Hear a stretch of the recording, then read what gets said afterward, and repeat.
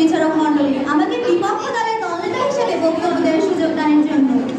মাননীয় মডারেটর, বিতর্ক চলছে এবং আজকের বিতর্কের আলোচ্য বিষয় দেশ গঠনে নারীর ভূমিকা অনস্বীকার্য নয়নি। আমি বিপক্ষ দলের দলনেতা হিসেবে দাঁড়িয়েছি।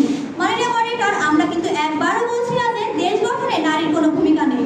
অবশ্যই নারীর ভূমিকা আছে, আমরা তা স্বীকার করি, কিন্তু আমার প্রতিপক্ষ যেভাবে এটাকে অনস্বীকার্য বা একমাত্র সমাধান বানিয়ে ফেলছেন তাতেই আমাদের আপত্তি।